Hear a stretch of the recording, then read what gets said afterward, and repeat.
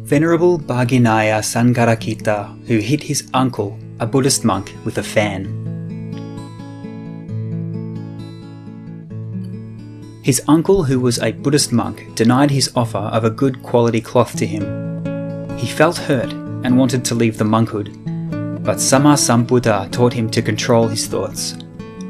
As a result, he was able to attain the fruit of Sotapanna. Venerable Sangharakkhita decided to enter the monkhood after listening to Sammasambuddha's Dhamma lectures. And only a few days after entering the monkhood, he was able to attain arahatship. Sometime later, the arahat's brother came with his son to visit the arahat. He wanted his son to be ordained a Buddhist monk by the arahat. As a Buddhist monk, the nephew was given the name Bhagineyyasangharakkhita, which meant the nephew of Venerable Sangharakkhita. Later, the newly ordained monk bade his uncle farewell in order to spend the rains retreat at a temple near a certain village. There, he was offered 2 high-quality pieces of cloth by the lay people. One piece of cloth was 3.5 meters long, and the other piece was 4 meters long.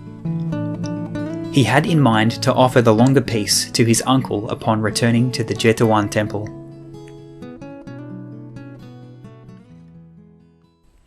Finding that his uncle had not yet returned to the temple, Venerable Bhagineyyasangharakkhita spent the time waiting for his uncle's arrival, cleaning his uncle's dwelling, arranging his seat cushion, and filling his water container with drinking water. When the arahat returned to his dwelling, Venerable Bhagineyyasangharakkhita went to relieve him of his alms bowl, asked him to sit down so that he could wash his feet and wipe them dry.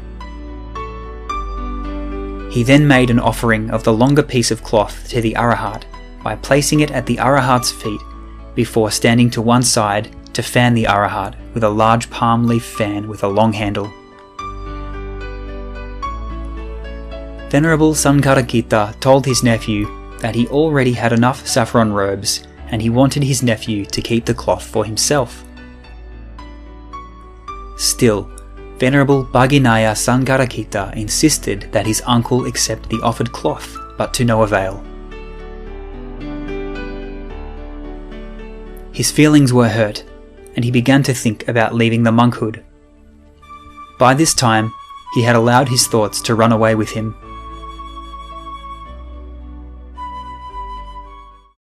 He thought how he could sell both pieces of cloth and use the money to buy a pregnant goat.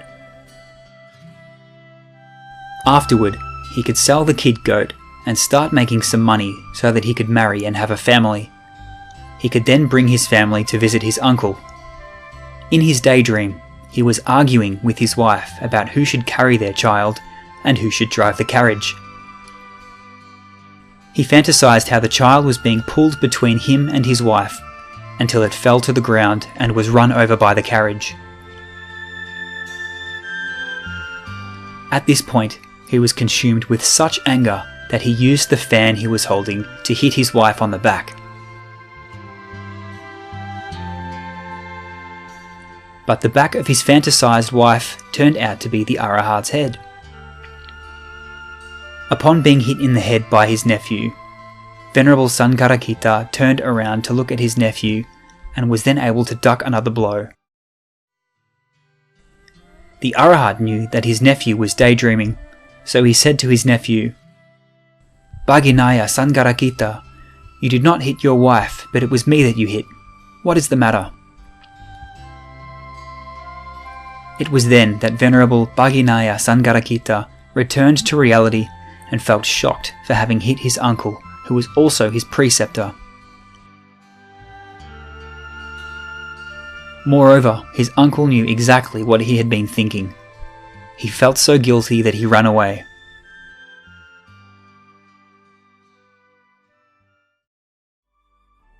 Venerable Sangharakkhita told some young Buddhist monks and novice monks to go after his nephew and take him to see Sammasambuddha.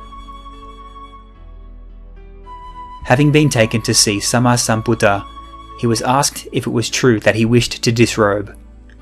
Venerable Bhagineyyasangharakkhita answered in the affirmative. Sammasambuddha asked him why he wished to commit such a grave offence. After all, he was a son of Sammasambuddha, who had on his own attained the path and fruit of Nibbana. As a Buddhist monk, he had the ability to be called a Sotapanna personage, a Sakadagami personage, an Anagami personage, or even an Arahat. What then was the purpose of disrobing? Venerable Bhagineyyasangharakkhita said that he wished to marry. But Sammasambuddha knew that there was more to the story, and so Venerable Bhagineyyasangharakkhita recounted the entire incident to Sammasambuddha. Sammasambuddha said to Venerable Bhagineyyasangharakkhita kindly how the mind was by its nature susceptible to emotions, and how he should instead be endeavouring to free himself from all mental defilements, namely greed, anger, and delusion. At the end of Sammasambuddha's teaching, Venerable Bhagineyyasangharakkhita was able to attain the fruit of Sotapanna.